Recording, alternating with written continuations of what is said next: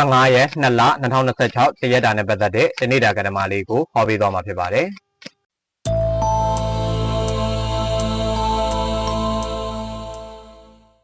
ဒီနေ့မှာပျော်ရွှင်မှုဝမ်းနည်းမှုအံ့ဩမှုဆိုတဲ့ခံစားချက်အမျိုးမျိုးကိုခံစားရဖို့ရှိမယ်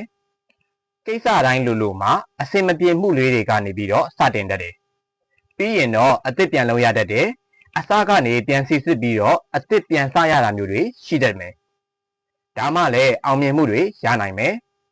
ဒီနေ့အတွက်ပြောရမယ်ဆိုရင်တော့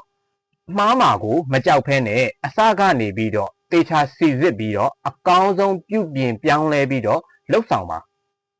ဒီနေ့အတွက်ဆောင်းရှောင်းမဲ့ရာကတော့ကိုထမ်းပိုးထားတဲ့ပြဿနာတွေကိုလွှတ်ချလိုက်ပါဘာမှမကြံတော့မှာကိုမကြောက်ပါနဲ့တခါတလေအစကပြန်စားဖို့အတွက်ဆိုတာကဘာမှမရှိတဲ့အနေအထားမှာပြန်စရတာကရိုးရှင်းလွယ်ကူပါတယ် Lucky Number နဲ့ Universe Message ကိုဒီဗီဒီယိုရဲ့အဆုံးသတ်မှာထည့်ပေးထားပါတယ်တနေ့တာလုံးစင်ပြေချောင်းမွေးကြပါစေဒီဗီဒီယိုကိုဆုံးတဲ့ထိကြည့်ပေးတဲ့အတွက်ကြောင့်မို့လို့အားလုံးကိုကျေးဇူးတင်ပါတယ်